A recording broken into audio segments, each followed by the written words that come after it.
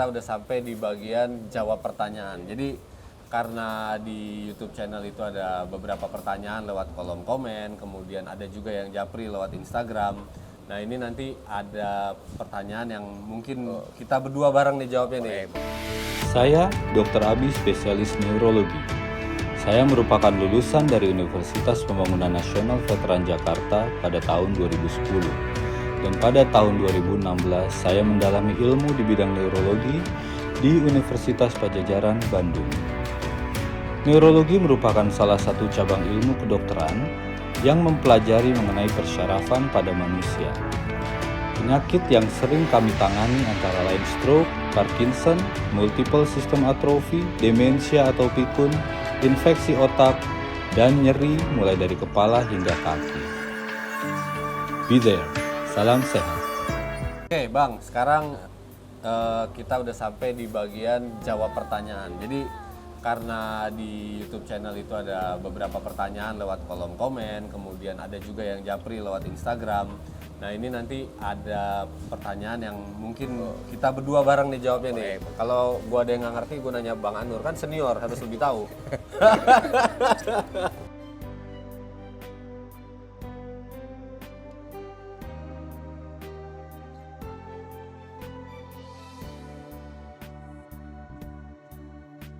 Yuk, jawab Bang. Ya kalau Pak ini kasusnya dokter Anam ini fungsi luar ya. Sebenarnya kalau dimensinya sendiri ini kan memang balik lagi ya, biomednya ya harus kita pilah-pilah juga, asesmen lagi ya. Memang ini penyebabnya dari mana nih? Kan nggak menutup kemungkinan juga dari infeksi ya. Kalau usia muda kan misalnya kayak infeksi viral atau ya yang misalnya peak disease yang kayak gitu yang kayak ada dengan B20 misalnya kayak gitu ada juga kan seperti kayak gitu ya. Terus kemudian kalau yang demensia yang ingat nggak yang pas yang demensia personalis kan ada juga ya diagnosa personalis ya gitu kan. Saya lupa ini sama ini range umurnya. Nah itu jadi memang sebenarnya kasus-kasus kayak gini sih belum bisa kita diagnosis demensia kalau kita belum periksa pasiennya ya, karena kan untuk gangguan fungsi luar sendiri kan sebenarnya ada yang kayak kalau cuman mau ke mall lupa gitu segala macam, jangan-jangan cuman mild cognitive disorder ya kan. Jadi kita harus lakukan pemeriksaan kayak misalkan MMSE atau MOCA-INA gitu, baru nanti kita bisa lihat dari nilainya situ dia masuknya kemana nih ya kan, baru nanti tata laksananya atau penanganannya kita sesuaiin gitu. Jadi ya walaupun memang ada sih kasus-kasus demensia yang usia muda ya, usia muda banyak banget, dan penyebabnya tadi Bang Anur udah bilang bisa jadi dari infeksi, dari tumor ya kan, itu bisa banget. Jadi kalau usia muda ada masalah memori itu belum tentu demensia. Lebih baik datang ke neurologis supaya dilakukan penapisan, dilakukan screening, dia masuknya kemana. Karena kalau kita sudah tahu dia batasnya sampai mana, penanganan juga akan lebih tepat dan kita bisa cari penyebabnya apa.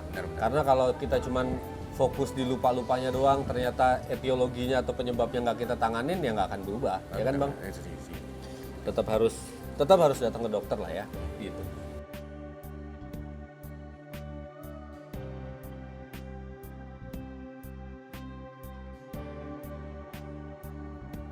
Ini susah nih pertanyaannya karena sebenarnya stroke itu suatu kegawat daruratan medik, kegawat daruratan di bidang neurologi yang tidak bisa dikerjakan di rumah sebenarnya, ya kan Bang? Mungkin dari Abang dulu, nih Abang kan, ya sorry Bang ya, gua kan di Jakarta, di Bogor, maksudnya daerah kota, untuk akses segala macam lebih gampang. Abang selama di Kalianda ini kan tadi kita jalan dari Bandar Lampung ke sini kan aksesnya agak susah. Abang sendiri gimana kalau ngedukasi pasien-pasien atau keluarga pasien tentang hal ini gimana Bang?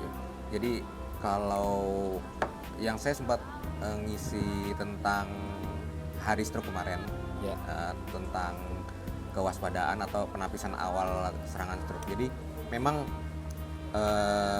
penanganan stroke itu harusnya sangat komprehensif antar misalnya kayak puskesmas, terus kemudian eh, pelayanan kesehatan dasar yang ada di misalnya saya settingnya di desa nih.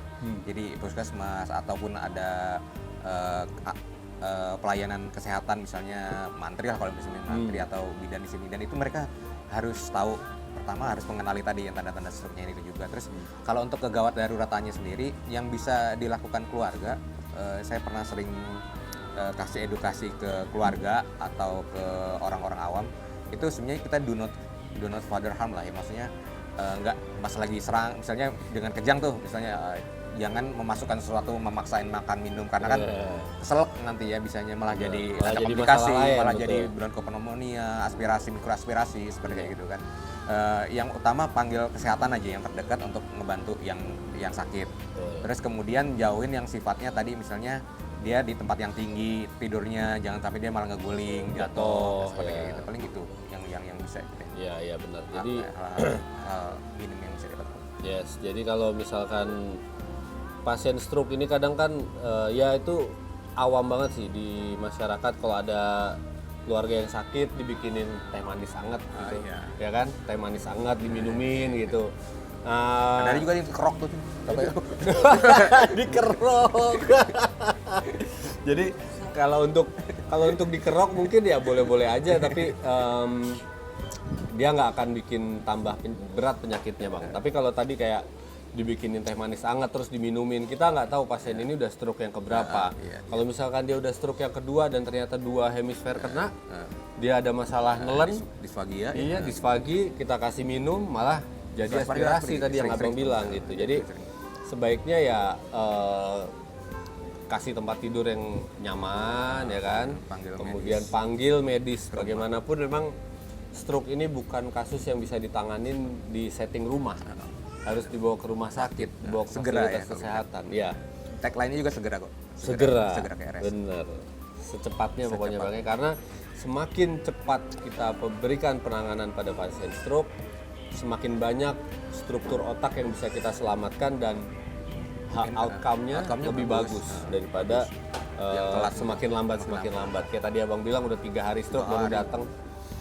Ya gitu, jadi nggak susah, harus dibawa tetap ke fasilitas kesehatan.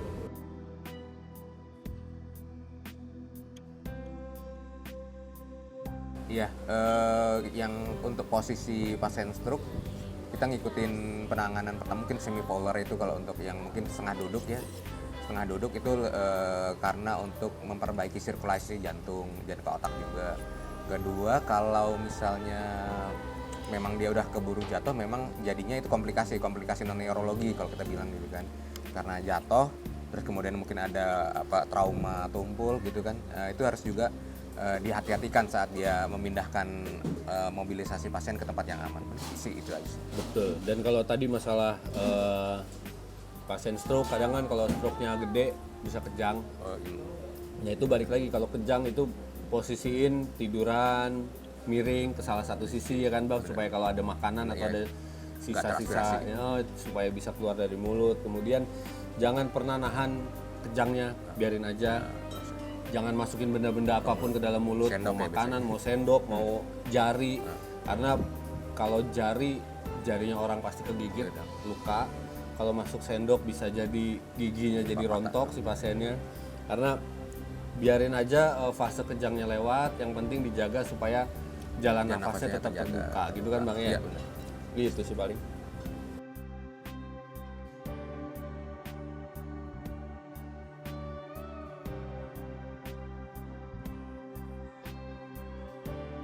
Bang Anur deh jawab dulu bang. Kasus epilepsi nih. Untuk kasus epilepsi yang kejang berulang di usia dewasa ini memang kalau dari saya ya, yang pengalaman juga, saya akan coba ngulang re-assessment lagi sih sebenarnya. Re-assessment lagi itu dalam artian melakukan tindakan penunjang lagi seperti EEG, terus CT scan ulang lagi. Apakah memang biasanya kalau dari cerita ini yang saya tangkap mungkin itu lesi sklerotik ya, mungkin yang biasa dioperasi ya, seperti itu kan. Apakah lesi sklerotik itu masih tersisa atau enggak, atau ini tempat kerja dikejang di tempat lain? Ya harusnya kita asesmen ulang lagi sebenarnya. Ya, dua jadi, hal.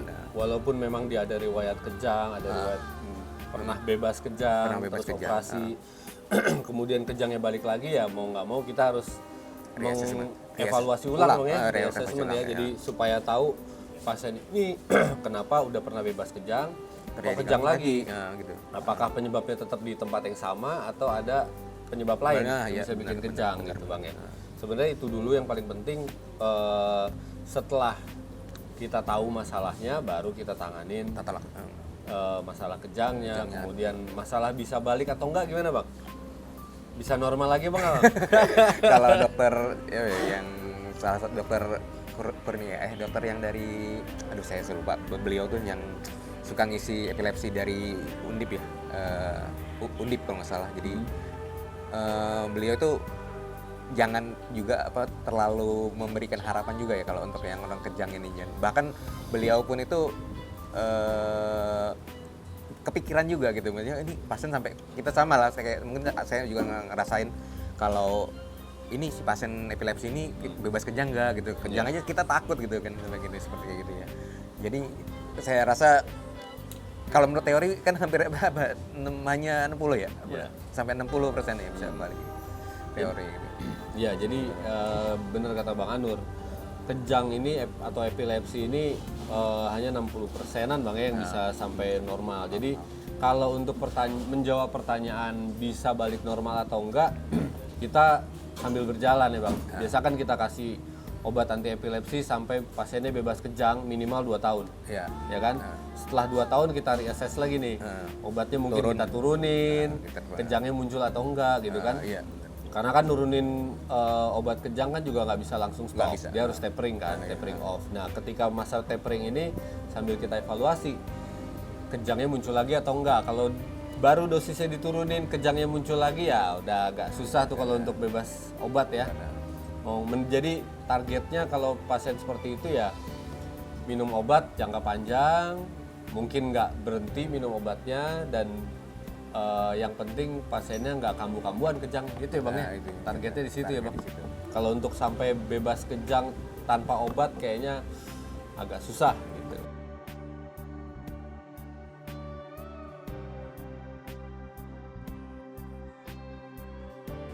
Nah ini kasus neurotrauma nih Bang ya.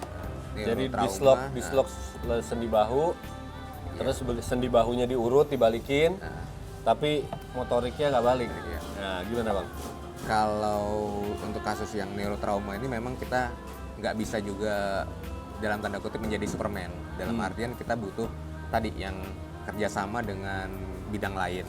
Contohnya bidang radiologi, bidang bedah ortopedi, atau mungkin bedah saraf misalnya ya. Kita ngelihat dulu kasus-kasusnya ini memang secara struktural memang terganggu atau tidak.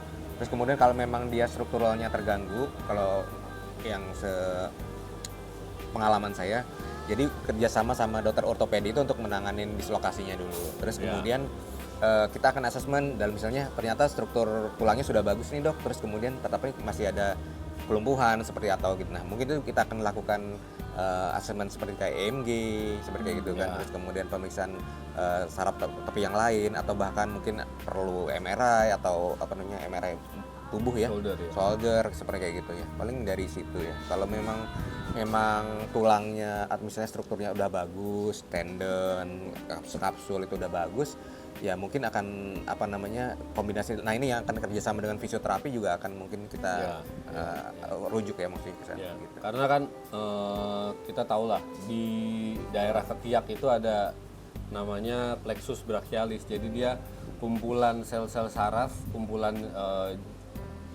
saraf lah ya, akar saraf yang keluar dari leher untuk mempersarafi daerah lengan kan.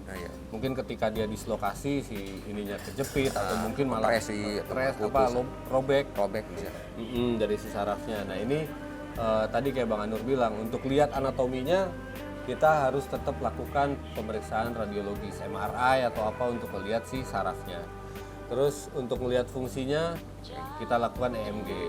Apakah masih mungkin diselamatkan atau enggak nanti tergantung hasil itu semua gitu. Kalau misalkan memang ternyata masih bisa diselamatkan, mungkin nggak 100%, sekian persen. Nah itu mungkin kita bisa kerjasama dengan bagian lain, bedah saraf atau bedah orto gitu Bang ya. Fisioterapi. Untuk fisioterapi bener. Gitu, jadi mungkin karena ada dislok kemudian diurut dia ngebalikinnya ngelukain si sarafnya sehingga fungsi dari sarafnya terganggu, mungkin yang kejepit atau apa atau sobek, sehingga fungsi-fungsi yang harusnya bisa dilakukan, misalkan gerakin tangan, kemudian ngerasain sensasi di tangan, itu jadi rusak gitu. Jadi pasiennya susah gerak, kemudian kesemutan gitu Bang ya. Gitu ya, jadi harus kerjasama banyak bidang. Kita banyak ngobrol nih tadi kan tentang masalah kesehatan, terutama pengalaman Abang selama di Kalianda. Mungkin sebagai penutup nih Bang, ada nggak pesan untuk masyarakat Kalianda yang mungkin nanti nonton gitu tentang masalah kesehatan supaya ya kualitas kesehatan masyarakat Kalianda lebih baik? Silakan Bang. Ya, untuk seluruh warga Kalianda, terutama dan Lampung Selatan pada umumnya, Rumah Sakit Umum Kalianda pada saat ini, Rumah Sakit Haji Bobazar SKM sudah menyediakan layanan yang cukup paripurna di bidang neurologi. Jadi untuk kasus-kasus seperti vaskuler, seperti stroke, terus kemudian seperti misalnya tadi yang kayak gangguan memori atau terus kemudian masalah-masalah kejang itu sudah bisa ditanganin di Rumah Sakit Kalianda. Jadi Oleh Bang Anur. Ini untuk di sini ya. Jadi langsung aja, nggak usah malu atau gimana. Semua fasilitas dengan jasa dengan pelayanan yang sudah disediakan oleh negara dan umum pun sudah kita laksanakan di Kalianda. Mending itu aja. Oke, jadi kalau misalkan ada keluarga, ada orang tua gitu yang mengalami masalah kesehatan nih, terutama kita bicara bahasa neurologi Bang ya. Ya. Jangan nunggu sampai parah dulu Bang ya baru dibawa ke rumah sakit ya. Kalau bisa lebih bagus mencegah daripada mengobati. Itu prinsip yang sering didengar tapi jarang dilakuin tuh Bang. Biasanya dibawa ke rumah sakit kalau udah parah. Jadi dokternya kayaknya dewa ya kan. Enggak lah, jadi lebih baik mencegah daripada mengobati. Ketika ada keluarga, ada orang tua yang sudah terlihat berbeda dari biasanya, misalkan tadinya aktif, kemudian jadi malas di rumah aja, atau yang tadinya banyak ngomong, banyak cerita, jadi lupa-lupa gitu, lebih baik segera dibawa rumah sakit karena semakin cepat dibawa ke rumah sakit, secepat ketemu Bang Anur ya kan, ketemu dokter, kita tanganin dengan lebih baik, hasilnya insya Allah akan lebih baik dibandingkan ketika sudah telat. Tetap balik lagi, mencegah lebih baik daripada mengobati ya Bang. Segera ke RS. Segera ke RS. Oke, makasih Bang Anur udah nerima kami satu tim nih, saya, istri, sama tim di Kalianda di Lampung. Sekalian jalan-jalan. Sekalian jalan-jalan, makan-makan, kulineran. Juga udah banyak ngobrol tentang kondisi kesehatan di Lampung, di Kalianda, karena kan selama ini gue di Jawa terus Bang, Jakarta, Bogor itulah. Nah jadi kita semakin tahu gimana kondisi kesehatan masyarakat di daerah ya Bang. Makasih banyak, lain kali kita datang ke sini lagi, ngobrol lagi Bang ya. Oke teman-teman, jangan lupa like, comment, dan subscribe di channel YouTube kami di Dr. Abirama Spesialis Neurologi. Kalau ada pertanyaan, ada yang pengen dibahas, silakan komen di bawah atau bisa DM ke Instagram saya, nanti dicantumin juga di sini. Dan sampai jumpa lagi di episode yang lain ya. Salam sehat. Salam sehat Bang. Salam sehat. Salam sehat.